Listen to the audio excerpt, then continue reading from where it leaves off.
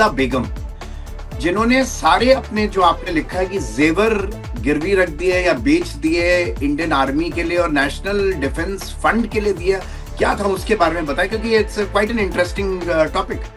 जी देखिए, तो पहला जो चुनाव हुआ 51-52 का, उसमें कोई मुस्लिम महिला नहीं जीती। जब 57 का चुनाव हुआ 1957 का, तो मोफिदा अहमद जो थी असम से, वो चुनाव लड़ी और लोकसभा का चुनाव जीती। आज हम जानते हैं असम की क्या राजनीति है वहां, फिर मैं कहूंगा बहुत मुश्किल होगा। राहुल गांधी जी तो काफी चुनाव हार ही रहे हैं पिछले 15 साल से, सेंटर में तो उनकी सरकार नहीं आ पाई कांग्रेस की। तो आप इसको किस एंगल से देखते हैं? कि देखिए, एक बात तो समझनी चाहिए कि राजनीति में इस तरह का दौर या आता है। देखिए, हमने जैसे बात करी कि 1951-52 में पहला चुनाव हुआ, पहली बार नेता प्रतिपक्ष लीडर ऑपोजिशन देश में कब बना? 1969 में बना। 69 में भी क्यों बना? क्योंकि, और उसको आप ज्यादा मुझसे बेहतर जानते हैं, क्योंकि उस समय कांग्रेस में दो टुकड़े हो गए, दो फाड़ हो गई। तो कांग्रेस का जो दो फाड़ वाला जो ब्रेकअवे ग्रुप था, उसका नेता जो था वो नेता प्रतिपक्ष बना। क्या जो पत्रकार हैं हमारे देश में, जो पत्रकार हैं, उनका अल्टीमेट गोल राज्यसभा है या पद्मश्री है? देखिए, ये एक तो पहली बात मैं कहूंगा कि ये बात दुरुस्त नहीं है। हर फील्ड में ऐसे लोग होते हैं, 100 में से 10, 20, 30 महत्वाकांक्षाएं होती है। महत्वाकांक्षा होना कोई गलत बात नहीं है, लेकिन मैं अपने मित्रों से और आपके माध्यम से आपके सुनने देखने वालों को भी कहना चाहूंगा, ये एक मृत तृष्णा है। देखिए, जो है देश में इस समय पत्रकार, जैसे मैं आपको बताऊं, अगर मतलब राजनीतिक रूप से जो वरिष्ठ और सम्मानीय है, जो योग्यता के आधार पर, हाँ, वो कम से कम होंगे मतलब 5000।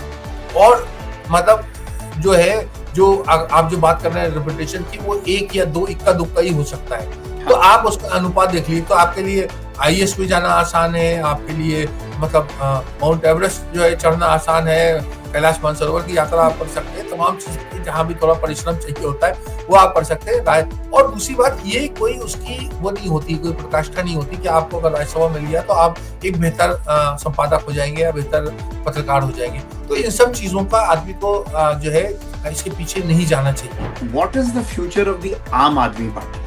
आम आदमी पार्टी देखिए बहुत एक तरीके से दमखम से आई थी, मतलब उसकी जैसे फिल्मी मतलब ग्रेट ओपनिंग, और उसमें उसने एक व्यक्ति विशेष को आगे करके, पहले आप जैसे जानते हैं वो मूवमेंट था, अब वो मूवमेंट के लोग तो सब दाएं बाएं हो गए। नमस्कार दोस्तों, आज हमारे साथ जुड़ गए हैं राशिद किदवई जी, जो भारत के जाने माने जर्नलिस्ट, ऑथर और कॉलमनिस्ट है। राशिद भाई, आदाब एंड वेलकम टू क्यों घंटी बजी। जी शुक्रिया, बहुत बहुत। ये मेरे लिए बड़े सम्मान की बात है और हर्ष की बात है कि मैं आज आपके साथ जुड़ा हूँ। आपके मैंने बहुत सारे पॉडकास्ट देखते हैं, आप एक बहुत ही बखूबी और बहुत ही अच्छे निष्पक्ष भाव से आप सब करते हैं, तो मुझे आपके साथ जुड़ने में आज बड़ी खुशी हो रही है। थैंक यू राशिद भाई। राशिद भाई, आपने बहुत सारी किताबें लिखेंगे, अभी मैं अपने गेस्ट को उससे अवगत करवाऊंगा, पर उससे पहले एक बड़ा हल्का फुल्का सा सवाल पूछ रहा हूँ। ब्रेकिंग न्यूज से आजकल भरोसा उठ गया है, क्या कहते हैं आप? देखिए, जब से ये आपका प्रश्न बिल्कुल उचित है और इसमें इसका एक बड़ा गंभीर विषय आपने उठाया है, तो संक्षेप में बस जवाब दूंगा। इसको तो हम पूरी चर्चा इसी के ऊपर कर सकते हैं। बिल्कुल। दरअसल जो है मीडिया को लेके बहुत सारी भ्रांति है, क्योंकि मीडिया को मैंने एक एज अ डिसिप्लिन पढ़ा है, मैंने मास्टर्स इसमें किया, मास कम्युनिकेशन रिसर्च में। तो media is not a change agent, media perpetuates the existing belief system. अब जब मतलब एक तरीके से हम एक पोलराइज सोसाइटी है, भारत की मैं बात करूंगा, चाहे राजनीतिक रूप से हो, धर्म, आस्था, समुदाय, इन तमाम में हम बहुत ज्यादा हमारे पास एक तरीके से कट्टरपन का प्रभाव हो रहा है।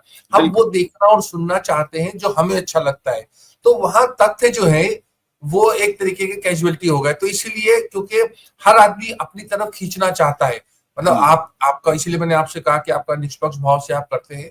अगर आपको ये हो कि आपको ज्यादा से ज्यादा लोग देखें, तो आपको एक बड़ा भड़कीला सा पॉडकास्ट कर सकते हैं, तो उसमें आपको ज्यादा होएगा, एक मतलब वर्ग विशेष के लोग आपकी तरफ खींचेंगे और कोई वर्ग विशेष वाले आपका बहिष्कार करेंगे। तो वही आज हमारी जो टेलीविजन की, खासतौर से टेलीविजन न्यूज में हो रहा है, जो बहुत दुर्भाग्यपूर्ण है। बहुत खूब राशिद भाई, आपने संक्षेप में, क्योंकि आजकल जो हमारे यंगस्टर्स हैं जो बहुत कम लिखते पढ़ते हैं, they need to understand these concepts from very neutral people like you who have been writing. अब कोई आपको न्यूट्रल माने ना माने वो उनकी इच्छा हो, पर जैसे आपने मुझे निष्पक्ष कहा तो मैं भी आपको पढ़ता आ रहा हूँ। तो आपने इतनी सारी किताबें लिखी हैं, एक एक से शुरू करते हैं। बेसिकली संक्षिप्त में ही चलेंगे, क्योंकि नहीं तो वैसे तो 10 दिन लग जाएंगे आपकी एक किताब को एनालाइज करने में। एक बहुत जबरदस्त किताब लिखी है जो आपकी काफी अच्छी बिक रही है आजकल, missing from the house, the stories of Muslim women in India's parliament. ये टाइटल आपने क्यों चुना कि why stories of Muslim women ही मिसिंग फ्रॉम पार्लियामेंट? क्या इसका उद्देश्य क्या था? कि देखिए नवीन जी, देखिए आप जैसा जानते हैं भारतीय लोकतंत्र बहुत मजबूत है और बहुत अच्छे तरीके से बहुत सुचारू ढंग से चल रहा है पिछले जब से हमारा आजादी मिली और पहला जो चुनाव हुआ 51-52 से। तो मुझे एक जिज्ञासा हुई कि इसमें मुस्लिम महिलाओं का जो है वो क्या प्रतिनिधित्व रहा है जहाँ चुनी गई हो। क्योंकि आप जैसे जानते हैं भारत बहुत बड़ा देश है, 140 करोड़ से ज्यादा हमारी हमारे देश की जनसंख्या है। मुस्लिम आबादी वहाँ विश्व में हमारा जो है दूसरा या तीसरा स्थान आता है। हमारा 15-16 करोड़ 18 करोड़ की जनसंख्या है। उसमें मुस्लिम महिलाओं का आप अगर मतलब 15-18% है। ओवरऑल 15-18, हाँ, परसेंट के ऊपर से आप देखिए 140 करोड़ का अगर परसेंट, तो वो और उसमें मुस्लिम महिला करीब 50% उसकी भागीदारी होती है। तो बहुत बड़ी संख्या, उसमें कई बड़े बड़े देश को हम गिन सकते हैं जिस जनसंख्या के एतबार से। उनका प्रतिनिधित्व कितना हुआ, क्यों हुआ, उनका कार्यकाल, तो ये कोई आलोचना नहीं है। ये एक हमारे लोकतंत्र का मैंने एक चेहरा दिखाने की कोशिश करी कि उसमें 18 महिलाएं जीती हैं लोकसभा का सीधा चुनाव। आप जानते हैं लोकसभा का चुनाव जीतना बड़ा मुश्किल काम होता है। मतलब बताते चलो कि जो हमारे देश के बड़े सफल प्रधानमंत्री हुए डॉक्टर मनमोहन सिंह, वो भी कभी लोकसभा का चुनाव नहीं जीत पाए। तो इस तरह से हमारे देश में ये विषमताएं हैं, ये एक तरीके का फ्लॉड डेमोक्रेसी का कॉन्सेप्ट है। तो उसमें ये 18 महिलाएं जीती और उनको एक तरीके का डबल डिस्क्रिमिनेशन होता है सामाजिक स्तर पे। अपने जो मुस्लिम समाज में ही एक डिस्क्रिमिनेशन होता है, क्योंकि आप जानते हैं पुरुष प्रधान समाज है, और फिर एक राजनीतिक दलों में जो हम सांप्रदायिकता वगैरह कहते हैं उसका।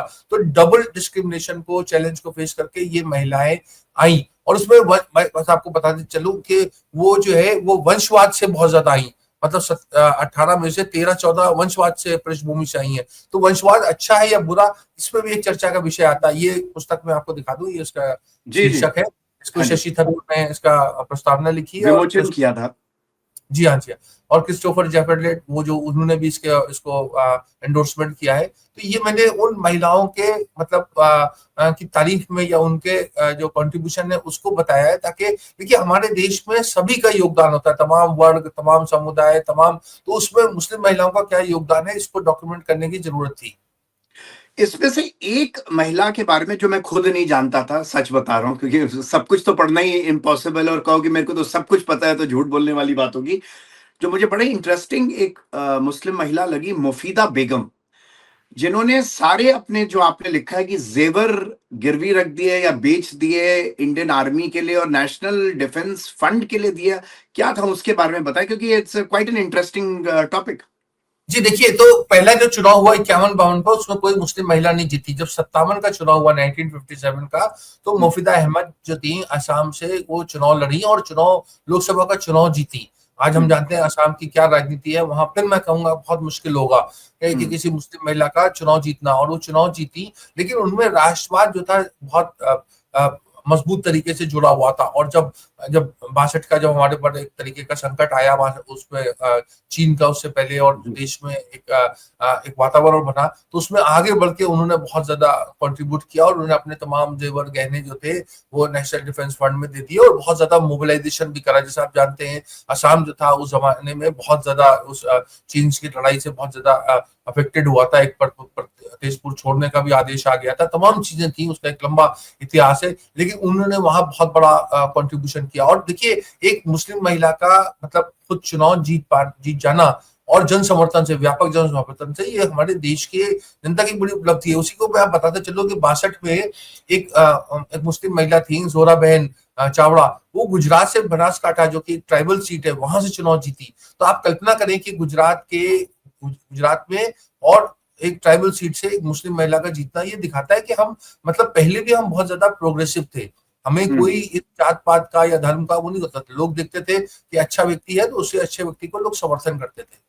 बहुत खूब। राशिद भाई, कितना टाइम लग गया आपको ये रिसर्च करने में? क्योंकि बुक छापना, या अगर एक एक एक पन्ना लिखना हो तो आदमी पूरा दिन बैठ के सोचे कि मैं इसको क्या लिखना है। कितना टाइम लग गया आपको ये इसको रिसर्च करने? देखिए ये भी आपने, मैं आपको बधाई दूंगा, बड़े महत्वपूर्ण प्रश्न इसके माध्यम हमारे संवाद से उठा रहे हैं। देखिए क्या होता है, समय तो बहुत लगता है, लेकिन क्यों किया?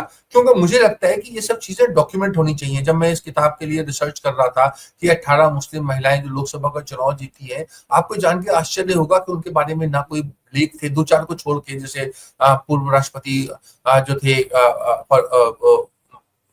फखरुद्दीन अली अहमद, उनकी पत्नी आबदा अहमद, उनके बारे में तो मटेरियल मौजूद है। मोहसिना किदवाई के बारे में मौजूद है, जो ये बेगम रामपुर हैं इनके बारे में मौजूद है। लेकिन अधिकांश में से मोफिदा अहमद की आपने बात करी, महमूदा सुल्तान जो 57 का चुनाव जीती थी भोपाल से, ऐसे अनेक महिलाओं के बारे में कोई पर्याप्त मटेरियल नहीं था। जोराबहन चावड़ा का तो बहुत ज्यादा रिसर्च करनी पड़ी, और मुझे लगा कि अब वो एक दस्तावेज के रूप में एक सुरक्षित हो गया है। तो आने वाली हमारी नस्लें जिनको इनके बारे में जानना होगा, वो इस चीज को समझ सकेंगे। और देखिए उस समय आप जानते हैं संचार माध्यम लिमिटेड थे, लेकिन ये सांसद जो थे इनको बड़ी फिक्र थी अपने अपने संसदीय क्षेत्र की तो थी, अपने देश की थी।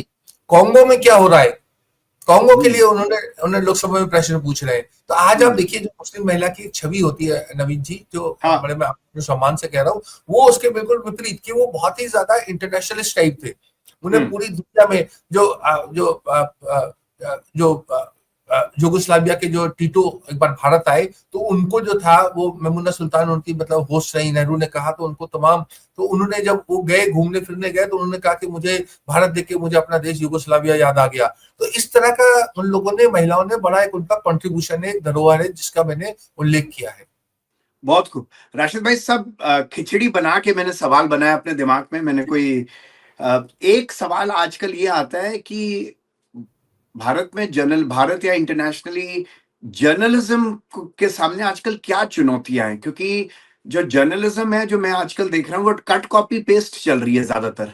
जो आजकल के युवा हैं, अगर उनको कहो कि एक पन्ना लिख दो तो शायद मुश्किल पड़ेगी। वो गूगल पे जाएंगे, सोचेंगे। ये नहीं कि बाल भारती से अपनी पुरानी किताब निकालें, उसको उस पर रिसर्च करें कि मैंने उस टाइम क्या पढ़ा। तो क्या चुनौतियां क्या है? चलिए भारत को सेंटर में रख के सोचा जाए कि क्या चुनौतियां आज की तरफ। जी सर नवीन, सबसे बड़ी तो जो जिसको आपने चिन्हित किया टेक्नोलॉजी की है। टेक्नोलॉजी की वजह से जर्नलिज्म में बहुत ज्यादा प्रेशर है, रियल टाइम इतना हमारे पास कंटेंट है। हमारे यहाँ देखिए 700 से ज्यादा टेलीविजन चैनल्स हैं, हजारों जो है रेडियो स्टेशन है, ऑनलाइन पोर्टल्स जो है अनगिनत हैं, हर तरह का कंटेंट उसके ऊपर आ रहा है। अखबार, समाचार पत्र तमाम भाषाओं में, अंग्रेजी में, हिंदी में, तमिल में, तमाम भाषाओं में समाचार पत्र है। उसकी क्या है, एक बड़ा कॉम्पिटिटिवनेस है। अब कॉम्पिटिटिवनेस में लोग आसान रास्ता पकड़ने की कोशिश करते हैं कि जैसा कुछ करके गूगल कर लिया, जो भी मिल जाए, या कहीं व्हाट्सएप यूनिवर्सिटी जो एक तरीके की फटाफट निकल लिया। जी हाँ, और जो गलत कुप्रचार, गलत दुष्प्रचार, अच्छा एक तो ये हो गया टेक्नोलॉजी का।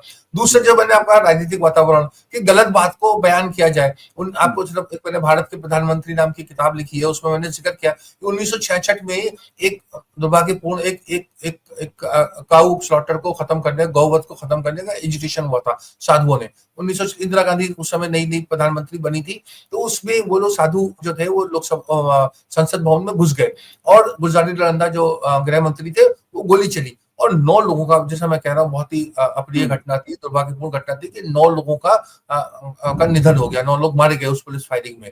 अब उसके बाद मेरे पास एक दिन व्हाट्सएप मैसेज आता है मेरे पास कि जिसमें लिखा है कि 9000 लोग मारे गए थे, 9000 साधुओं का वध हो गया। तो और उस जमाने के अखबारों में छपी हुई बात है, तो अभी थोड़ा सा आदमी रिसर्च करे तो अखबार से मिल जाता। ये मैं सिर्फ आपको चिन्हित कर रहा हूँ, इस तरह का डिसइंफॉर्मेशन, रॉन्ग इन्फॉर्मेशन जो है बहुत ज्यादा दी जाती है। राशिद भाई, व्हाट्सएप पे 2-4 जीरो लगाना आफ्टर द डेसिमल क्या बड़ी बात है? बिफोर द डेसिमल लग दो। बिल्कुल, देखिए मेरा हमेशा आपके माध्यम से मैं फिर निवेदन करूंगा, जितने भी हमारे लोग जो मीडिया से जुड़ना चाहते हैं, नौजवान लोग, कि देखिए तथ्य जो है वो बिल्कुल मतलब जो है सत्य वो ईश्वर समान होता है, उससे कोई छेड़छाड़ नहीं करनी चाहिए। क्योंकि हम एक गलत बयानी, एक झूठ, असत्य, देखिए ऐसी भूल चूक हो जाए तो उसके लिए वो करता है। इसीलिए हमारे समाचार पत्र में बड़ा चेक एंड बैलेंसेज है, वहाँ फैक्ट चेकिंग तो होता ही होता है। मैं आपको एक और रोचक उदाहरण देना चाहूंगा। जी प्लीज। देखिए 1953-54 में पहली बार भारत रत्न का देने का सिलसिला शुरू हुआ। तो 1955 में जो था, जवाहरलाल नेहरू जो थे वो विदेश गए हुए थे, जर्मनी और ऑस्ट्रिया वगैरह। राष्ट्रपति राजेंद्र प्रसाद जिनके नेहरू से मतभेद थे, उन्होंने अपने आत्म कथा में लिखा है कि मैंने एक असंवैधानिक काम किया। गौर करिएगा, उन्होंने कहा कि मैंने आई एक्टेड अनकॉन्स्टिट्यूशनली, क्योंकि संविधान के हिसाब से राष्ट्रपति को जो है प्रधानमंत्री की सलाह पे मशवरे पे काम करना चाहिए। तो उन्होंने कहा कि मैंने अपने विवेक से ये निर्णय लिया कि जवाहरलाल नेहरू को भारत रत्न दिया जाए। नेहरू जी को पता भी नहीं था, उन्होंने कैबिनेट को डायरेक्शन दिया कि ये किया जाए और इन्होंने अपनी आत्मकथा में लिखा है। अब उसके बाद कहा जाता है कि नेहरू ने अपने आप को भारत रत्न दे दिया। तो ये चीज जो है ना, ये समझने की है। बिल्कुल बिल्कुल बिल्कुल। तो ये चीजें, हाँ, तो ये चीजें तो मैंने उसका, तो मेरा कहना ये है कि वो नेहरू ने उसको राजनीतिक रूप से आलोचना करे, लेकिन तथ्य ये था कि राजेंद्र प्रसाद बहुत बड़े देश के आज भी मतलब हमारे स्वतंत्रता सेनानी और तो बहुत ही सामान्य व्यक्ति है। वो खुद जब कह रहे हैं कि मैंने असंवैधानिक निर्णय लिया, जवाहरलाल नेहरू को पता नहीं था, तो फिर हम ये क्यों कहें बार बार कि जवाहरलाल नेहरू ने अपने आप को जो है भारत रत्न दे दिया। तो इस तरह जो आप कहना चाह रहे हैं कि जब उन्होंने खुद ही अपनी आत्मकथा में लिख ही दिया तो मान लेना चाहिए। बिल्कुल मान लेना चाहिए। और उस समय उनको नहीं पता था 1955-56 में कि आज का जो 2025 का या 2024 का या 14 के बाद के राजनीतिक वातावरण में उसको नेहरू जी को कैसे प्रस्तुत किया जाएगा। तो तथ्य जो है वो बहुत बहुत महत्वपूर्ण है। आप फिर भी आलोचना करें कि जवाहरलाल नेहरू वैसे प्रधानमंत्री, उन्होंने उसको कबूल किया, ये किया, लेकिन ये जरूर होना चाहिए कि राजेंद्र प्रसाद ने अपने विवेक से ये फैसला लिया था। नेहरू जी ने नहीं कहा था कि मुझे खुद दो। तो ये एक बड़ा महत्वपूर्ण, आपने थोड़ी सा ट्विस्ट ला दिया। मेरा जो दिमाग में क्रोनोलॉजी ऑफ क्वेश्चंस एक तरीके से चल रहे थे, अब आपकी एक किताब है भारत के प्रधानमंत्री, क्योंकि आप प्रधानमंत्रियों से थोड़ा सा जुड़ के आपने ये किया, तो दो चार मेरे ये सवाल रहेंगे। जो भारत के प्रधानमंत्रियों में से आपको आपके 2-3 सबसे फेवरेट कौन रहे होंगे, जिनसे शायद आपने मुलाकात रहे होंगे, और कुछ एक दो किस्से सुनाए, तब समझ में आएगा। फिर मैं उसके बाद अपनी बात आगे बढ़ाता हूँ।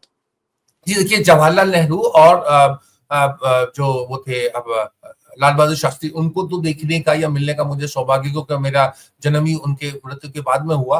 बाकी तमाम प्रधानमंत्रियों को मैंने करीब से देखा है, उनका कामकाज देखा है, कई लोगों से मुलाकात का भी मुझे मिला और इंटरव्यू भी किया, तमाम चीजें। मुझे लगता है हर प्रधानमंत्री, और फिर मैं नवीन जी पूरी गंभीरता से कहूंगा, हर प्रधानमंत्री जो था वो एक तरीके से महान था। किसी को समय कम मिला, किसी को समय ज्यादा मिला। जवाहरलाल नेहरू 16 साल रहे, 17 साल रहे, इंदिरा गांधी 16 साल रही, चंद्रशेखर सिर्फ 4 महीने का ही उनको समय मिला, लेकिन हर व्यक्ति ने अपने हिसाब से प्रयास किया। एक मैं छोटी सी बात बताना चाहूंगा। एक बार इंद्र कुमार गुजराल नाम के जो थे देश के प्रधानमंत्री हुए, उनको उन्मूलन कहा जाता है पॉलिटिकल नैरेटिव में कि गुजराल साहब जो थे कमजोर प्रधानमंत्री थे। अब वो कमजोर कैसे थे? राष्ट्रपति, यूएसएसआर का राष्ट्रपति ब्रेजनेव, उसके पास इंदिरा गांधी मिलने जाती है, और इंदिरा गांधी जब मिलती हैं तो इंद्र कुमार गुजराल वहां के राजदूत थे, मतलब एम्बेसडर थे। तो ब्रेजनेव जो था बार बार गुजराल साहब की घड़ी देख रहा था, और घड़ी HMT की थी, जो हमारे देश की बड़ी मशहूर उस जमाने में कंपनी थी, HMT। और वो इंदिरा गांधी को आभास हुआ, तो इंदिरा गांधी ने उनसे धीरे से हिंदी में फुसफुसा के कहा कि इसको जो है ना घड़ी तोहफे में दे दो। गुजराल साहब ऐसे टाइट बैठे रहे। फिर 2-3 बार फिर वो देखा, बार बार ब्रेजनेव घड़ी देख रहे हैं। इंदिरा गांधी ने फिर कहा, गुजराल साहब जो थे चुप खामोश रहे। जब मीटिंग खत्म हो गई, बाहर निकले, तो इंदिरा गांधी ने बाहर निकल के कहा कि इंद्र कुमार तुमने क्या किया? वो चाह रहे थे, उनको दिलचस्पी थी। इंद्र कुमार गुजराल का जवाब सुनिए। उसने कहा, मैडम, मैं भारत गणराज्य का राजदूत हूँ, मेरा आत्मसम्मान ये गवारा नहीं करता कि मैं ऐसे घड़ी उतार के उसको पेश करूं। बाद में उन्होंने 5 HMT की घड़ियां मंगा के एक अच्छे केस में जाके, एक राजदूत के जाके ब्रेजनेव साहब को पेश किया। तो ये मैं कह रहा हूँ, ये एक व्यक्तित्व तमाम लोगों का होता है। ऐसे चंद्रशेखर जी थे। चंद्रशेखर जी के बारे में भी लोगों को बहुत कम पता है, लेकिन बहुत ज्यादा। तो हमारे वो उसके थोड़े उग्र नेता थे जो थे सिमरनजीत सिंह मान। तो एक बार वो क्या हुआ, उस जमाने में थोड़ा पंजाब में डिस्टर्बेंस चल रहा था, तो ये प्रधानमंत्री थे चंद्रशेखर, तो वो कहने लगे कि साहब मैं तो कृपान लेके जाऊंगा। तो और कृपान भी उनकी बहुत बड़ी तलवार टाइप की थी। तो चंद्रशेखर ने उनसे कहा आइए। तो जैसे उन्होंने कृपान निकाला, तो उन्होंने कहा देखो हम तो राजपूत है, हमारे यहाँ पर देखो कितनी सारी तलवारें रखी हुई है। तो तलवार दिखाने का काम जो है ना, वो मुझे डरा उन्होंने खुद ही कह दिया। तो इस तरीके की बातें करना जो है ना, ये मतलब कोई जो बहुत बड़ी चीज होनी थी उसको मामूली से सुलटा दिया, मामले को मामूली सुलटा दिया। और आप अगर अनुमति दें तो एक और बात पे कहूंगा। और अटल जी, मुझे हमेशा लगता है कि देश का जो लोगों का जो चीजों का भाव समझे, जैसे इंदिरा गांधी, अटल बिहारी वाजपेयी, नेहरू जी तो बड़े व्यक्ति थे, नरेंद्र मोदी जी को भी उसमें शामिल कर सकते हैं। वो देश की मतलब आत्मा को, देश की भावनाओं को समझते हैं। तो उसमें मैं एक उदाहरण दूं, तो जब राजीव गांधी का जो वेरी अनफॉर्चुनेट असैसिनेशन हो गया, निधन हो गया, तो लोकसभा में उस समय मैं वहां लोकसभा में कवर कर रहा था, मैं वहां मौजूद था, मैंने अटल जी की स्पीच सुनी और अटल जी ने कहा कि आज राजीव जी नहीं है, लेकिन मैं एक बात कहना चाहता हूँ कि 1984-85 में उनकी कोई तबीयत खराब हो गई थी, जो उस समय देश में इलाज नहीं था, और अटल जी जो थे, आप जैसे जानते हैं, माधवराव सिंधिया से 1984 का लोकसभा का चुनाव हार गए थे, वो सांसद भी नहीं थे, तो राजीव गांधी ने उनको बुला के कहा कि मैं आपको यूएन डेलीगेशन में भेज रहा हूँ, आप अमेरिका जाइए, वहां आप अपना इलाज भी करा लीजिए। बहुत खूब। अटल जी गए और रहे, उच्चायुक्त से कह दिया, वहां पर उनका इलाज हो गया। उसके बाद ये सब बातें सिर्फ अटल जी को पता थी, राजीव जी को, राजीव जी इस दुनिया में नहीं रहे। अटल बिहारी वाजपेयी ने उनकी मृत्यु के बाद में जो उनका शोक सभा हो रही थी, उसमें लोकसभा में वहां ये एक कहा, नेता प्रतिपक्ष थे और आप जानते हैं कि मतलब भाजपा के थे और वो उस समय जो थे मतलब उनको राजनीतिक रूप से नुकसान हो सकता था, लेकिन उन्होंने ये बात बिल्कुल साफ तरीके से कही कि आज मैं जिंदा हूं तो मैं राजीव जी की वजह से जिंदा हूं। आप भी बताइए, किसी इतना नैतिक साहस किसमें होगा? ऐसे मैं अनेक उदाहरण दे सकता हूँ। इतनी कॉमरेडरी, इवन दो कॉमरेडी थी और ऑपोजिशन लीडर्स थे, एक दूसरे के अपोज थे एक दूसरे को, फिर भी कॉमरेडरी थी, भाईचारा था, एक तरीके से दोस्ती थी कि एक दूसरे की सहायता, एक ने दूसरे की सहायता करी। बिल्कुल सहायता भी करी और वो बात कहने का उनको साहस था। इसी तरीके से जो जब अटल जी जब वो न्यूक्लियर टेस्ट किया जो हमारा पोखरण का, तो उन्होंने कहा कि एक्चुअली ये मैं इसका श्रेय नरसिम्हा राव को देना चाहता हूँ, और नरसिम्हा राव करना चाहते थे, आखिरी मिनट में उन्होंने पूरी तैयारी कर ली थी, आखिरी मिनट में वो अमेरिका का प्रेशर आ गया, जो भी कोई राजनीतिक वजह हो वो नहीं कर पाए, लेकिन उन्होंने पूरी तैयारी की थी। तो मैंने जो किया है ये एक मतलब वर्क इन कंटिन्यूएशन। अब आप देखिए आज के उसमें जिस तरीके की भाषा का इस्तेमाल होता है, चाहे वो राहुल गांधी प्रधानमंत्री नरेंद्र मोदी के बारे में कहें या प्रधानमंत्री नरेंद्र मोदी और भाजपा के सदस्य जो जवाहरलाल नेहरू, इंदिरा गांधी और इवन राहुल गांधी के बारे में कहते हैं, तो मुझे उसका एक अफसोस और मलाल होता है, क्योंकि मतभेद होना अलग चीज होती है, मनभेद होना अलग चीज होती है, और ये लोकतंत्र में दुर्भाग्यपूर्ण है। इस तरह की टिप्पणी करना, इस तरह की व्यक्तिगत आलोचना करना, पप्पू कहना, ये कहना, ये सब मुझे लगता है उचित नहीं है। या पर्सनलाइज्ड हो गया है वातावरण काफी। अब आपने सवाल, आपने कुछ और उत्तर दे दिया तो मेरा सवाल उस पे जाएगा। तो अब आपने राहुल गांधी और नरेंद्र मोदी जी की बात छेड़ ही दी, तो एक आपको क्या लग रहा है कि कांग्रेस के अपने अंदर में से क्या मंथन होके निकलेगा? राहुल गांधी जी तो काफी चुनाव हार ही रहे हैं, पिछले 15 साल से सेंटर में तो उनकी सरकार नहीं आ पाई कांग्रेस की। तो आप इसको किस एंगल से देखते हैं कि what are the greatest ideological challenges, विचारधारा की, which the Congress party is facing now? और इसके साथ पार्ट बी ये जुड़ के कि बहुत सारे यंग लीडर्स कांग्रेस छोड़ के चले गए, क्या कहना चाहेंगे? जी नवीन जी, ये भी आपने बहुत ही एक अच्छा प्रश्न पूछा है, मैं उसके लिए आपको बधाई देना चाहूंगा। देखिए एक बात तो समझनी चाहिए कि राजनीति में इस तरह का दौर या आता है। देखिए हमने जैसे बात करी कि 1951-52 में पहला चुनाव हुआ, पहली बार नेता प्रतिपक्ष लीडर ऑपोजिशन देश में कब बना? 1969 में बना। 69 में भी क्यों बना? क्योंकि, और उसको आप ज्यादा मुझसे बेहतर जानते हैं, क्योंकि उस समय कांग्रेस में एक दो टुकड़े हो गए, दो फाड़ हो गई। तो कांग्रेस का जो दो फाड़ वाला जो ब्रेकअवे ग्रुप था, उसका नेता जो था वो नेता प्रतिपक्ष बना। तो उन्होंने देखिए कितना, ये तो इतने साल 51 से लेकर के 59 तक के कितने साल हो गए। उसके बाद में मतलब 69 मतलब एक कम 70, उसके बाद जो था सत्ता में कब आए? 1977 में पहली बार आए।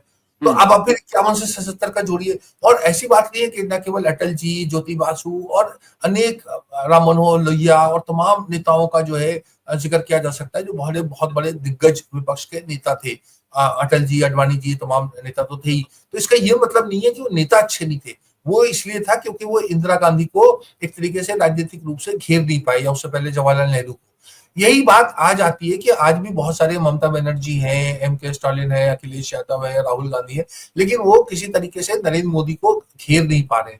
अभी मैं आपको बताता चलूं, अभी जो सी वोटर का एक सर्वे आया है जो यशवंत देशमुख करते हैं, उसमें एक बड़ी दिलचस्प उसमें आया था कि जो लोकप्रियता का जो चार्ट होता है, पैमाना होता है, उसमें नरेंद्र मोदी जी 51% देश में लोकप्रिय है, जो कि बिल्कुल समझ, लेकिन राहुल गांधी 41% है, केवल 10% का फर्क है।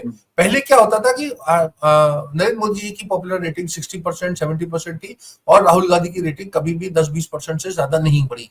तो एक ये देश में एक आ रहा है। दूसरी बात आती है एक वैचारिक, देखिए जो बहुसंख्यकवाद और पूरी दुनिया में हो रहा है, मैं ये भारत की बात ही करूंगा, जहां पर ये जो मेजोरिटेरियनिज्म आता है, इसमें एक धारा के मतलब अगर आप विपरीत जाएंगे तो मुश्किल होता है, क्योंकि धर्म, आस्था, मान्यताओं का मामला ऐसा होता है, भावनात्मक चीजें होती है। और मैं कोई आलोचना नहीं कर रहा हूँ, ये तमाम बहुत से मुस्लिम देशों में भी हो रहा है, बहुत से पश्चिम देशों में हो रहा है, और भारत में भी हो रहा है। तो एक बहुसंख्यकवाद का एक एक इस समय दबदबा है, तो उसका जो है कांग्रेस पार्टी को वैचारिक रूप से मुश्किल होती है, क्योंकि कांग्रेस तो एक प्लेटफॉर्म की स्वतंत्रता संग्राम से लेकर आज तक एक प्लेटफॉर्म, तो उसने किसी समुदाय विशेष के लिए बात नहीं करी। कांग्रेस से बहुत सारी गलतियां, कोताहियां हुई है, उसका भी एक पूरा हिस्टोरिकल बैगेज है लंबा चौड़ा। तो ये सारी, लेकिन राहुल गांधी को मैं एक चीज का श्रेय जरूर देना चाहूंगा कि उन्होंने अपनी विचारधारा से कभी कंप्रोमाइज नहीं करा, और यही बात है जो उनको इस रेस में रखती है। सिर्फ एक बात करके इस विषय को मैं समाप्त करूंगा। देखिए, कोई भी राजनीतिक दल इस देश में जब वो बिखराव या पतन की तरफ जाता है तो पनप नहीं पाता। जनता पार्टी, जनता दल, आज आप वाम दलों को देखें, बहुत से ऐसे दल जो है वो सब नेस्त नाबूद हो गए। कांग्रेस पार्टी एक ऐसी पार्टी है जो, जैसे आप जानते हैं, 14 में उसको केवल 44 सीटें मिली, 2019 के चुनाव में 52 सीटें मिली, और आज जो है मतलब 2024 के चुनाव में उसको 99 मिली। तो मतलब इट्स अ ग्रेट कमबैक। तो कांग्रेस का जो है एक कठिन समय जो है वो पीछे जा चुका है। अब राहुल गांधी की लीडरशिप स्टैब्लिश हो गई है, और हमारे देश में 50-55 जो है ना वो युवा होता है, 50-55 से उसका राजनीतिक सफर शुरू होता है। तो अब आने वाला समय हमें देखना होगा, जैसे योगी आदित्यनाथ हैं, अखिलेश यादव हैं, इस तरह के देश में बहुत से प्रतिभावान नेता हैं, उसी श्रेणी में राहुल गांधी भी शामिल हो गए। तो आने वाला समय जो 29 का चुनाव होगा या उससे पहले भी, आप देखेंगे कि देश में बहुत दिलचस्प राजनीति होगी। क्या कांग्रेस पार्टी और राहुल गांधी को अहमद पटेल जैसे, स्वर्गीय अहमद पटेल जैसे कोई पॉलिटिकल सेक्रेटरी की आज जरूरत है या नहीं? बहुत अच्छा आपने प्रश्न किया जी। बहुत, ये देखिए होता क्या है कि कांग्रेस पार्टी में, जैसा मैंने कहा, जवाहरलाल नेहरू का तो समय मैंने देखा नहीं, इंदिरा गांधी के समय से हमेशा एक पार्टी में मैनेजर्स होते थे। आप क्योंकि राजनीतिक पृष्ठभूमि को भी आप अच्छे तरीके से जानते हैं, तो माखनलाल फोतेदार, आर के धवन, यशपाल कपूर, विंस्टन जॉर्ज, इस तरह के बहुत से लोग जो थे, और डीपी मिश्रा, और उससे पहले अगर हम जाए उमा शंकर दीक्षित, बहुत से रणनीतिकार होते थे। ये पूरा का पूरा जो गांधी परिवार को एक तरीके से राजनीतिक रूप से मदद करते थे, और उसमें सबसे ज्यादा गुलाम नबी आजाद भी थे, लेकिन अहमद पटेल का बड़ा एक जलवा और दबदबा था, क्योंकि अहमद भाई बहुत ईमानदारी से काम करते थे। वो केवल, ना वो कभी मंत्री बने, ना उन्होंने कोई ख्वाहिश करी, लेकिन he was a king maker. पता नहीं कितने मुख्यमंत्री उन्होंने बनाए, और कांग्रेस को जो था, कांग्रेस के शीर्ष नेता को बहुत अच्छी राजनीतिक मामलों में सलाह देते थे, ये उनकी खूबी थी। अब एकदम से नेहरू गांधी परिवार, जो राहुल है, प्रियंका है, सोनिया गांधी है, वो एक तरीके से अब उन्हें खुद ये पॉलिटिकल मैनेजमेंट करना पा रहा है। ये जो केसी वेणुगोपाल और सुरजेवाला, इन लोगों के बस का नहीं है, इनके एक राजनीतिक क्षमता सक्षम नहीं है। आप तो बड़ी बेबाकी से बोल रहे हैं। बहुत जी, क्योंकि मैंने, और इस बारे में मैं लिखता भी हूँ, सार्वजनिक रूप से कहता हूँ, तो एक उसका अभाव है। तो कांग्रेस में कोई एक अच्छा, मुझे देखिए, आपको नवीन जी, आपसे क्योंकि संवाद कर रहा हूँ, मुझे लगता है वो प्रियंका गांधी एक बहुत अच्छी है कि पार्टी मैनेजर हो सकती मैं आ रहा था। मेरा और आपका यही शेयर बात का मामला चल रहा है। तो जो विषय आपका, मैं देखिए माइंड रीड कर लेता हूँ, बस 19-20 पे का फर्क है। जी, तो नवीन जी आप फरमाएं। जी, नहीं, हाँ, उस पे प्लीज कंटिन्यू ऑन प्रियंका आप गांधी। प्रश्न करें तो मेरे ख्याल से वो ज्यादा बेहतर रहेगा। अच्छा, तो बेसिकली ये था कि इस तो जो इंटरनल जिस तरीके से हम ये करते हैं कि रीबिल्डिंग इट्स ऑर्गेनाइजेशन, ये पिछले 20 साल से ये चर्चा चल रही है, rebuilding of the Congress organisation. ये रीबिल्डिंग और कितने साल चलेगी? ये बड़ा महत्वपूर्ण प्रश्न है। देखिए, सबसे बड़ी बात जो रीबिल्डिंग की बात होती है, देखिए पहले कांग्रेस ने एक सामाजिक रूप से एक अपना एक वोट का बनाया था, जैसे ब्राह्मण समाज था, मुस्लिम समाज था, दलित समाज था, ये आदिवासी समाज, ये चारों मिल करके अधिकांश मतलब लोग जो थे वो कांग्रेस पार्टी को वोट देते थे, और कांग्रेस का राजनीतिक रूप से बेड़ा पार हो जाता है। भाजपा ने वो अलग रास्ता अपनाया, और उन्होंने एक तरीके का पिछड़ों की राजनीति करी। उसमें समाजवादी दल भी बहुत सारे शामिल थे, लेकिन इस समय अगर आप नरेंद्र मोदी के समय आप देखिए, तो अधिकांश उनके मुख्यमंत्री वो खुद तो पिछड़ों के ऊपर बड़ी पकड़ है। अब राहुल गांधी ने पिछड़ों को अपना साथ, मतलब पिछड़ा मांगे 100 में 60, तो वो एक कह रहे कि जाति जनगणना होना चाहिए, रिजर्वेशन होने चाहिए। अब विडंबना ये है कि कांग्रेस के पास 10 बड़े पिछड़े नेता नहीं है, मतलब पिछड़े वर्ग से आने वाले नेता नहीं है। सचिन पायलट है, लेकिन वो अपने आप को उस तरह से पिछड़ा नहीं, मैं आपसे कहूँ सचिन पायलट पिछड़े वर्ग के नेता है तो आप शायद नहीं मानेंगे। अब भूपेश बघेल है, कई लेकिन गिने चुने लोग हैं। अब जब आप पिछड़े वर्ग की बात कर रहे हैं तो आपके पास वो ऐसे नेता होने चाहिए, कद्दावर नेता, जो पिछड़े वर्ग को मिलाए। तो ये एक राहुल गांधी के लिए बड़ा एक चैलेंज है। अच्छा, दूसरी बात, अगर आप पिछड़ों की बात करेंगे तो दलितों को असुरक्षा होती है राजनीतिक रूप से, आदिवासियों में होगी असुरक्षा होगी, जो और जो दूसरे लोग हैं, ब्राह्मण समाज है, उसमें असुरक्षा की भावना आती है। तो ये तमाम चीजें होती हैं, तो ये करना आसान काम नहीं होता। देखिए, व्यवहारिक अप्लाइड साइड ऑफ पॉलिटिक्स बहुत मुश्किल है, और जहां एक बार साख मतलब जो टूट जाती है या बिखर जाती है, वो उसको बड़ा चैलेंज होता है। राहुल गांधी देखिए इतने दिनों सोशल मीडिया से अलग रहे, अब बाद में आए तो सोशल मीडिया के ही हो गए, तो एक्सट्रीम वो करता है। तो मेरा कहना ये है कि कामयाबी हासिल करना बहुत मुश्किल काम होता है, जबकि पूरा काम, देखिए मैं हमेशा लोगों से पूछता हूँ, और आज आपसे भी मैं एक प्रश्न पूछ रहा हूँ, क्योंकि आप एक संवेदनशील और समझदार आदमी, हमें ये भी आकलन करना चाहिए कि is are Nehru Gandhi family, are they failing the Congress और कांग्रेस इज फेलिंग देम?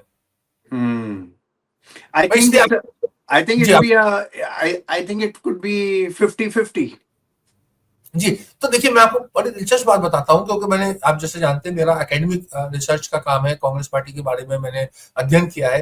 तो जब चुनाव का समय आता है, तो चाहे वो राज्यों में चुनाव हो, विधानसभा का या लोकसभा का, अधिकांश लोग जो है वो चाहते हैं कि राहुल गांधी, प्रियंका गांधी और सोनिया गांधी वो उनके हमें प्रचार के लिए आए।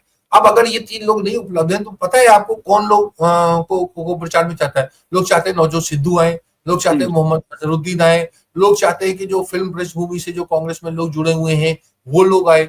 लेकिन जो कांग्रेस जन होते हैं, जो बड़े बड़े, जैसे शशि थरूर है, बहुत बड़े सम्मानीय नेता है, लेकिन वो केरल और या तमिलनाडु में कुछ हिस्सों में या लेकर के, उसके अलावा उनको कोई आकर्षण, मतलब उनको कोई बुलाता नहीं। और यही बात बहुत से नेताओं का होता है। एक सचिन पायलट हो सकता है अपवाद हो, लेकिन अधिकांश कांग्रेस नेता जो है वो अपने राज्य के ही नेता है, तो उनकी पैन इंडियन आइडेंटिटी नहीं है।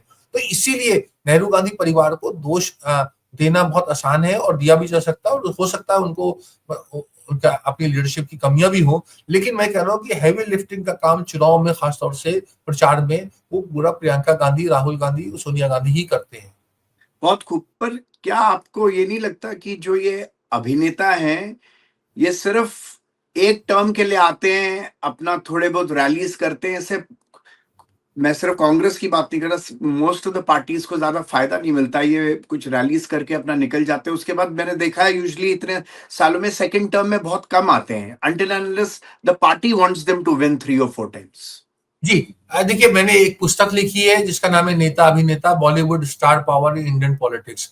जो विषय आपने छेड़ा है उसका मैंने वहां हासिल किया। देखिए, एक बात तो हमें ये समझनी चाहिए नवीन जी की, जो अभिनेता होते हैं, फिल्म एक्टर एक्ट्रेसेस, ये राजनीति में क्यों आते हैं? ये राजनीति में इसलिए आते हैं क्योंकि they want to extend the longevity in public life.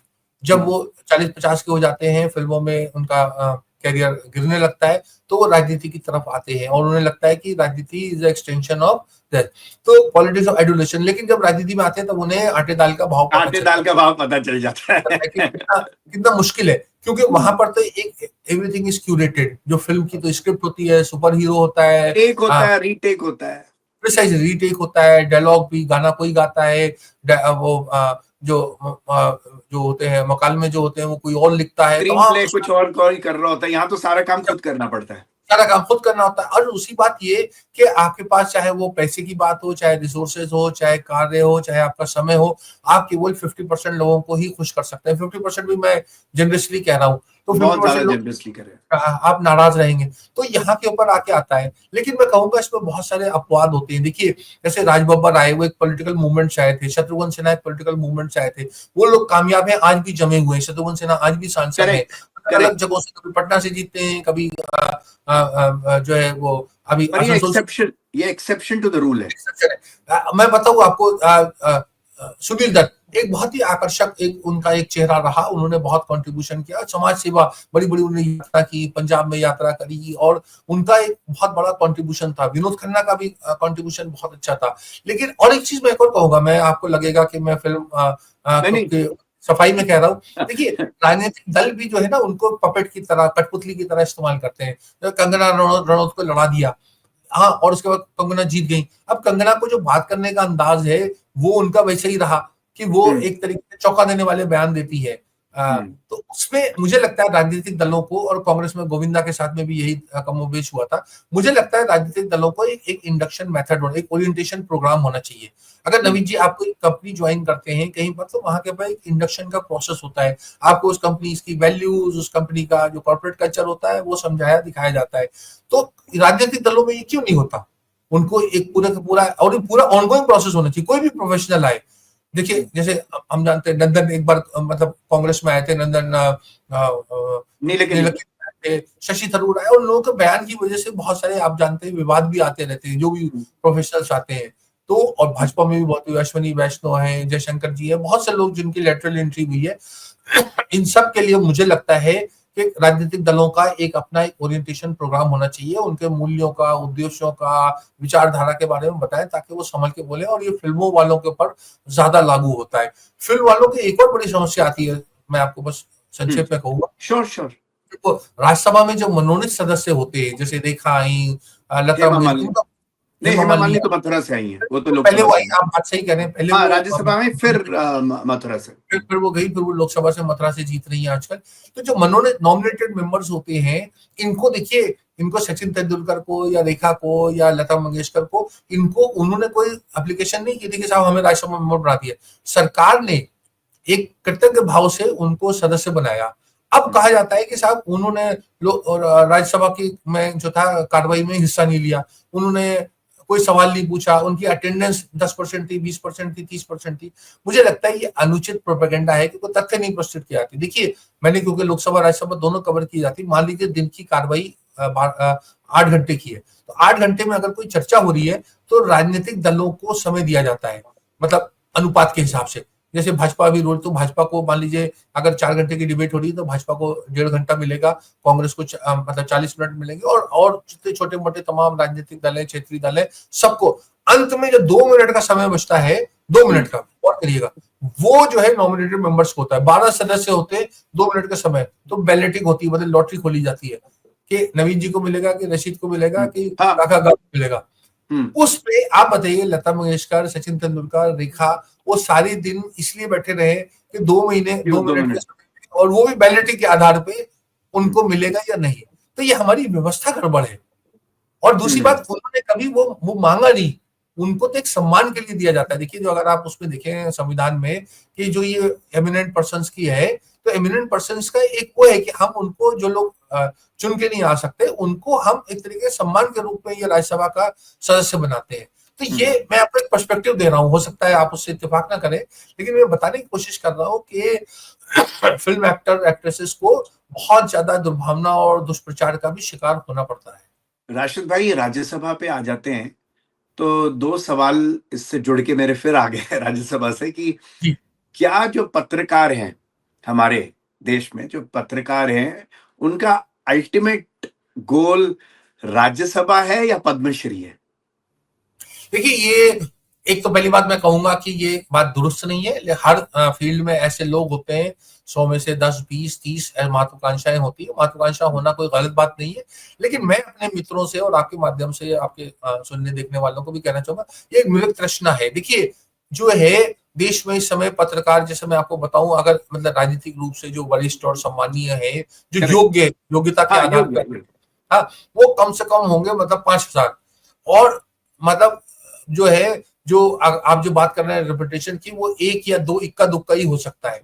तो आप उसका अनुपात देख लीजिए, तो आपके लिए आईएएस में जाना आसान है, आपके लिए मतलब माउंट एवरेस्ट जो है चढ़ना आसान है, कैलाश मानसरोवर की यात्रा आप कर सकते हैं, तमाम चीजों की जहां भी थोड़ा परिश्रम चाहिए होता है वो आप कर सकते हैं। और दूसरी बात, ये कोई उसकी वो नहीं होती, कोई प्रकाष्ठा नहीं होती कि आपको अगर राज्यसभा मिल गया तो आप एक बेहतर संपादक हो जाएंगे या बेहतर पत्रकार हो जाएंगे। तो इन सब चीजों का आदमी को जो है इसके पीछे नहीं जाना चाहिए। लेकिन ऐसा भी है कि ये बिल्कुल नो गो एरिया भी नहीं होने। आज मैं आपके माध्यम से फिर कहूंगा, सुप्रीम कोर्ट के जज वो पद के अभिलाषी नहीं है, बड़े बड़े जो गवर्नमेंट ऑफ इंडिया में सेक्रेटरी होते हैं, बड़े बड़े कॉर्पोरेट में लोग आते हैं, किस तरीके से उनका आचरण होता है, मुझे तो मतलब दुख से मतलब मेरे आंसू आ जाते हैं, मैं देखता हूँ अभी जो मैं कि भूतपूर्व सेवानिवृत्ति के बाद उनको फिर बड़े बड़े पद दे दिए जाते और जो गिड़गिड़ाते हैं और जिस तरीके की बात करते हैं, न्यायपालिका का जो मुख्य न्यायाधीश रह चुका हो, इतनी बचकानी और इतनी मतलब मैं कहता हूँ मूर्खतापूर्ण बातें कर रहा है कि अपना अपमान कर रहा है, देश का अपमान कर रहा है, और जो जुडिशरी का पूरा जो बेसिस होता है इम्पार्शियलिटी का, उसको काहे के लिए, एक पद के लिए। हैं। तो मुझे लगता है कि ये सब चीजें हमें थोड़ा एक सामाजिक स्तर के ऊपर आत्मचिंतन करना चाहिए। कि ये सही है कि ये गलत है। अपना राशिद भाई, एक चीज बताएं, आज थोड़ा सा इस टॉपिक से थोड़ा सा हट के वापस आएंगे आपके साथ, क्योंकि आप इतना ज्ञान दे रहे हैं, इतना ज्ञान दे रहे हैं, ये सुपर हिट होना ही होना है, और खासकर युवा जरूर सुनेगा ये प्रोग्राम आपका। प्रशांत किशोर के जन स्वराज पार्टी बिहार में क्या रोल प्ले कर रही है? Is it playing the role of a disruptor, और is it playing a really positive role? Prashant Kishor ji की जन स्वराज पार्टी का आपका क्या है बिहार पॉलिटिक्स में? अभी आप क्या देख रहे हैं कि what do you think? I am not asking you to be a astrologer, आपकी क्या रीडिंग है मैं वही सिचुएशन? कहने वाला था कि मैं देखिए कोई जोशी तो हूं नहीं कि मैंने बताऊं, पहले ही बोल दिया। लेकिन मैंने जो है, लेकिन मुझे लगता है जो प्रशांत किशोर ने किया, या जो उन्होंने एक साहस भरा फैसला लिया, देखिए वो एक रणनीतिकार थे, उनका एक बड़ा बड़ा बड़ा लंबा चौड़ा व्यापार था, मतलब ये गोल्ड स्ट्रेटेजिस्ट का, और वो हम्म। बहुत अच्छा परफॉर्म कर रहे थे। 7-8 राज्यों में उनकी एक तरीके से पकड़ थी, उनके क्लाइंट्स बहुत ही ज्यादा, ममता बनर्जी, एम के स्टालिन, पहले नरेंद्र मोदी जी, फिर कांग्रेस भी कुछ समय रही, कैप्टन पंजाब में कैप्टन अमरिंदर सिंह, अनगिनत नाम गिनाते गिनाते मैं थक जाऊंगा। उसके हम्म। बाद उन्होंने क्या रास्ता चुना कि उन्होंने कहा कि मैं राजनीतिक दल बनाता हूँ और बिहार जैसी जगह के ऊपर निकल पड़े, जहाँ के ऊपर कास्ट का और मतलब हम्म। तमाम जितने भी राजनीति के जो पेच होते हैं, हम्म। वो उससे वो जूझने के लिए निकल गए। वो कामयाब होंगे नहीं होंगे, ये हमें आज इलेक्शन ये का वक्त ही बताएगा। वक्त बताएगा। लेकिन एक कोशिश बहुत ही अच्छी है, क्योंकि उन्होंने हर व्यक्ति के पास में, नवीन जी, एक आसान रास्ता होता है, मुश्किल, तो उन्होंने आसान छोड़ के मुश्किल रास्ता, तो इसलिए वो बधाई के पात्र है मुझे लगता है। लेकिन उनकी कुछ कमियां नहीं है, क्योंकि कमियां ये रही कि वो बोलते तो बहुत अच्छा है, लेकिन उन्हें राजनीतिक रूप से अपने आप को मजबूत करना चाहिए। देखिए बिहार में और पूरे देश में भी दो राजनीतिक एक तरीके की सोच या समीकरण होते हैं। एक है जिसका प्रतिनिधित्व भाजपा कर रही है, एक जिसका गैर भाजपा राज्य कर रहे हैं, मतलब राजनीतिक दल कर रहे हैं, जिसमें कांग्रेस अकड़ी है। बिहार में हम कहेंगे आरजेडी। अब वो आरजेडी के भी उतने ही खिलाफ है, कांग्रेस के लिए तो उनका थोड़ा नरम गुस्सा है, लेकिन वो आरजेडी के भी उतने विरोधी हैं जितने वो भाजपा के लिए है। तो वहां के ऊपर वो चुनने में अच्छा, लोग क्या होता है कि जाति और वो, अब जैसे बिहार में एक मुस्लिम समुदाय है, उसका बड़ा जो माई फैक्टर कहलाता है मुस्लिम यादव। अब अगर जो है उनको कामयाब होना है, प्रशांत किशोर जी को, जन स्वराज पार्टी को, तो एक बड़ा तबका मुस्लिम समाज का उनके साथ जाए, बड़ा तबका जो ब्राह्मण समाज है जिसका खुद वो प्रतिनिधित्व करते हैं उसका है, वो जाए। लेकिन ऐसा मुझे आज जो राजनीति की स्थिति उसमें मुझे संभव नहीं लगता है कि वो लोग उनके साथ में जाएंगे। तो उस स्थिति में उनके लिए चैलेंजिंग है। मेरे ख्याल से वोट परसेंटेज कितना ले जाएंगे और वो किसको ज्यादा नुकसान पहुंचाएंगे, लोग आम धारणा ये है कि वो महागठबंधन को नुकसान पहुंचाएंगे, लेकिन मुझे लगता है कि वो भाजपा को भी, क्योंकि शहरी अर्बन वोट है, जो पढ़े लिखे लोग हैं, अगर वो उनकी तरफ आकर्षित होते हैं, युवा आता है, तो उससे भाजपा को, नरेंद्र मोदी को, नीतीश कुमार को नुकसान होगा पूरा। मैं आपको बिहार का चुनाव एक लाइन में बता देता हूँ। बिहार के चुनाव में एक जो सबसे महत्वपूर्ण कड़ी है, कमजोर तो नहीं, महत्वपूर्ण कड़ी है, वो नीतीश कुमार। उनकी उम्र हो गई है, लंबे समय से वो एक तरीके का एंटी इनकम्बेंसी फैक्टर है। क्या नीतीश कुमार मतलब राजनीतिक रूप से ढह जाएंगे, जैसा हमने पिछले नवीन पटनायक को देखा, या वो फिर से मतलब उछाल लेके आएंगे पूरा राजनीति का? अगर नीतीश कुमार फेल हुए तो कोई ऐसा समीकरण नहीं है कि भाजपा वापस सत्ता में आए, और अगर नीतीश कुमार सफल हुए तो फिर वही है। तो ये सारा का सारा बात। अब उसके बाद आता है कि एक मान लीजिए एनडीए बिहार से बाहर हो जाती है, तो क्या आरजेडी आएगी, आरजेडी कांग्रेस जो महागठबंधन है, या जन स्वराज पार्टी आएगी? मुझे लगता है, क्योंकि दक्षिण भारत नहीं है, दक्षिण भारत में ऐसा हो चुका है, या आम आदमी पार्टी का भी हुआ, या प्रजा राज्यम पार्टी का हुआ, या एनटीआर की पार्टी जो टीडीपी पार्टी बहुत समय पहले बनी थी आंध्र में, तो वो लोगों ने एक तीसरा राजनीतिक दल एकदम से सामने आया और हावी हो गया। तो मुझे लगता है कि बिहार अभी उसके लिए तैयार नहीं है, लेकिन हो सकता है मेरा आकलन बिल्कुल गलत है। बिल्कुल। राशिद भाई, हम आपके साथ हर बार बात तो अब आपके साथ लगातार चलती रहेगी, पर जाते जाते मेरे 3 सवाल है जो मेरे मन में है, जो आपसे पूछना है, क्योंकि एक तो ये है कि what is the future of the आम आदमी पार्टी आम आदमी पार्टी का देखिए और फ्यूचर अरविंद केजरीवाल, क्योंकि जो मुझे दिख रहा है कि काफी सेटबैक तो लगा है इनको। आम आदमी पार्टी देखिए बहुत एक तरीके से दमखम से आई थी, मतलब उसकी जैसे फिल्मी मतलब ग्रेट ओपनिंग, और उसमें उसने एक व्यक्ति विशेष को आगे करके, पहले आप जैसे जानते हैं वो मूवमेंट था, अब वो मूवमेंट के लोग तो सब दाएं बाएं हो गए, अब अरविंद जी भी सबसे ज्यादा आ गया है। अरविंद जी ने अपने आप को, अपनी प्रतिष्ठा को ही वो राजनीति से जोड़ा, तो जो कांग्रेस और भाजपा और दूसरे राजनीतिक दलों को मतलब दशकों लगे उस तरीके के उसको मतलब नशे का सेवन करने में जो होता है ना व्यक्तिवाद का, वो उन्होंने, अरविंद जी ने बहुत जल्दी उसका सेवन कर लिया और बड़े उसको लेकर के वो खुश हो गए, तो ये उसके लिए है। बट मुझे लगता है वो टेम्परेरी सेटबैक है, क्योंकि अभी भी उनके पास जमीन है। देखिए वो अपने आप को अगर राजनीतिक रूप से बदले, जैसे अभी हम राहुल गांधी की बात कर रहे थे, हम नरेंद्र मोदी की बात करें, हर राजनीतिक व्यक्ति जो कामयाब होता है वो अपने आप को रीओरिएंट करता है। डोनाल्ड ट्रंप की आप बात करें, डोनाल्ड ट्रंप के बारे में हम पूरा एक चर्चा अलग से कर सकते हैं, लेकिन उन्होंने अपने आप को अगली बार के लिए रखेंगे टैरिफ्स एंड डोनाल्ड ट्रंप। हाँ, रीग्रुप करके करा, तो ये बहुत जरूरी होता है राजनीति में। ममता बनर्जी, मैं कभी कभी सोचता हूँ कि अगर कांग्रेस, प्रणब मुखर्जी अगर उनको इतना परेशान नहीं करते, आज वो कांग्रेस में गई बेचारी, एक मतलब अंबिका सोनी और शैलजा की तरह वो भी एक नेता होती, लेकिन वो चली गई और उन्होंने अपने आप को एक नेता के रूप में प्रस्तुत किया, और कितनी कामयाब नेता है। तो अरविंद केजरीवाल के पास में अभी भी समय है, लेकिन मैं रोज देखता हूँ कि वो कोई ना कोई गलती, अभी राज्यसभा का सदस्य उन्होंने किसी पैसे वाले कारोबारी को बना दिया, तो ये तमाम चीजें हैं, गलतियां हैं। मैं कल देख रहा था टीवी पे कि किसी को वहां से बना दिया।